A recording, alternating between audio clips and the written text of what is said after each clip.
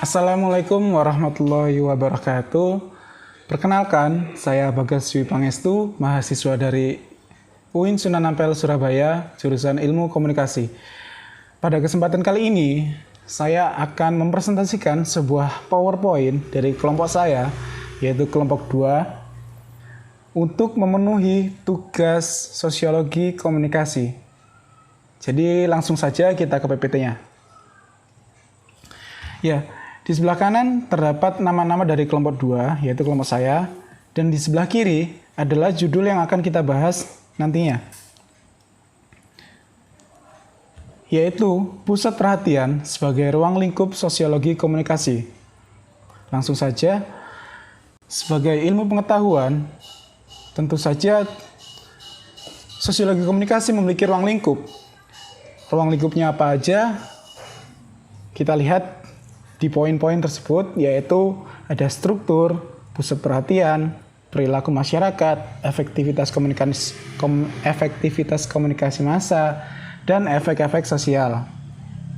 Next. Dan dari kelompok 2, yang akan kita bahas adalah pusat perhatian. Apa sih pusat perhatian tersebut? Menurut KBBI, pusat berarti tempat yang letaknya di bagian tengah, atau orang yang membawakan berbagai bagian, atau orang yang menjadi pimpinan dari bagian-bagian. Sedangkan menurut KBBI, perhatian berarti hal memperhatikan, apa yang diperhatikan, atau minat.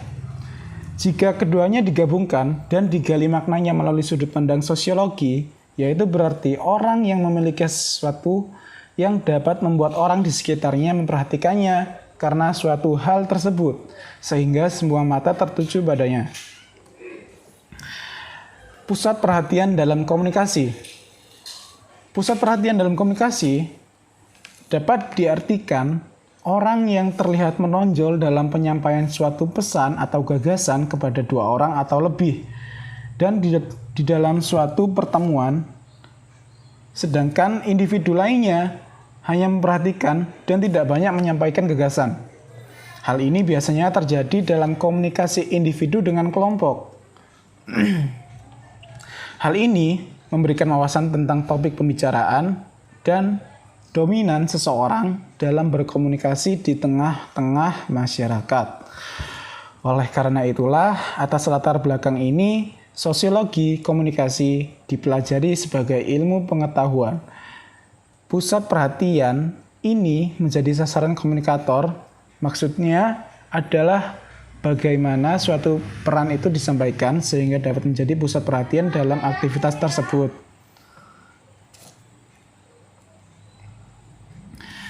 Di sini kita akan membahas dampak positif jika seseorang menjadi pusat perhatian. Yang pertama, yaitu ia memiliki kekuatan untuk mempengaruhi orang lain. Yang kedua, mempunyai kepercayaan diri yang tinggi. Yang ketiga, mempunyai kemampuan untuk mengendalikan situasi.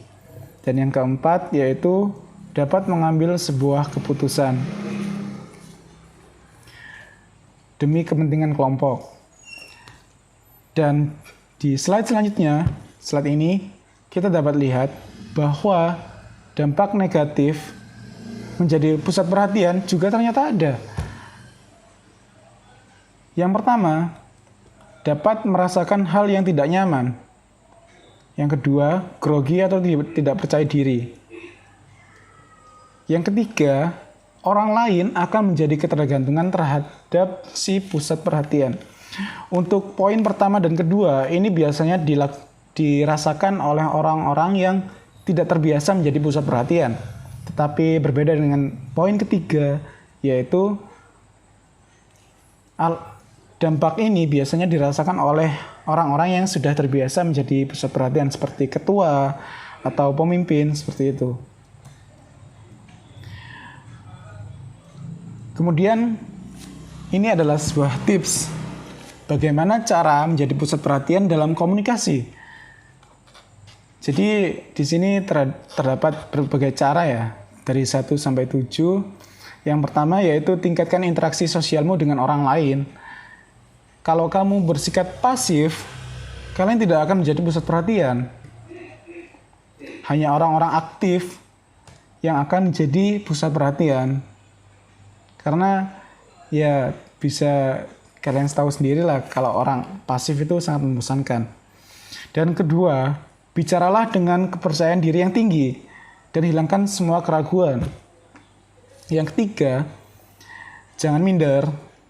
Jangan minder kalau kamu tidak memahami apa yang dibicarakan orang lain. Yang penting tetap percaya diri. Dan yang keempat yaitu tetaplah rendah hati dan meninggikan perasaan orang lain. Karena jika kita tinggi hati, maka dengan mudah orang lain meninggalkan kita. Maka dari itu, untuk menjadi pusat perhatian, janganlah menjadi orang yang tinggi hati.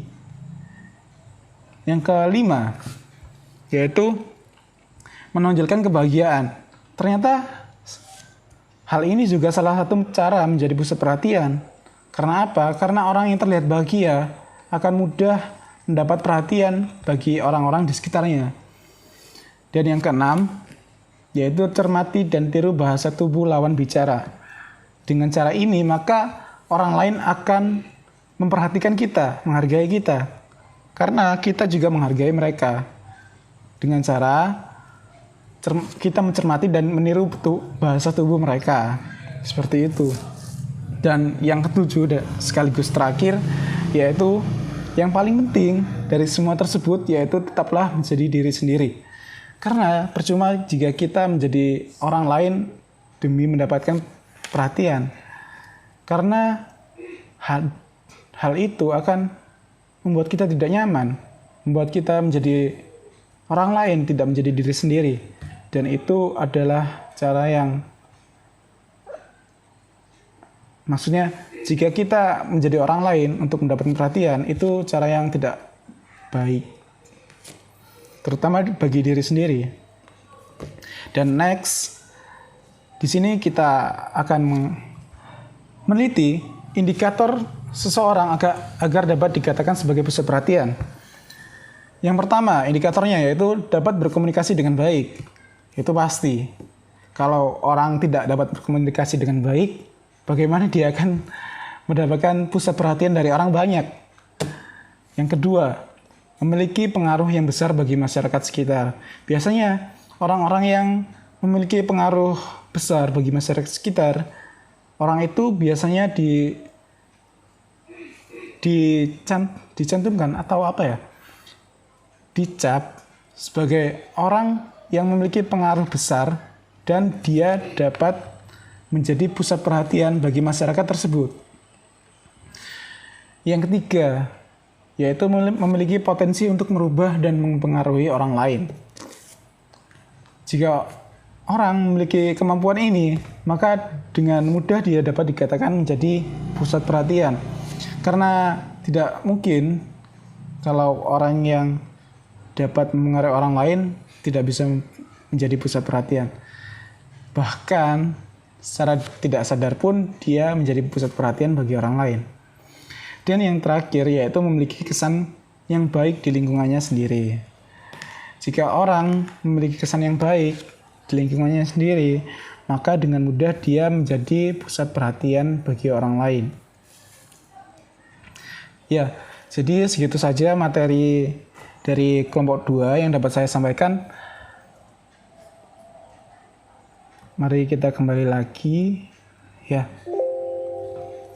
Ya, jadi itulah presentasi dari saya mengenai PowerPoint dari kelompok 2 yang berjudul Pusat Perhatian sebagai Ruang Lingkup Sosiologi Komunikasi. Apabila ada kekurangan dan kesalahan, saya mohon maaf. Saya akhiri. Assalamualaikum warahmatullahi wabarakatuh. Terima kasih.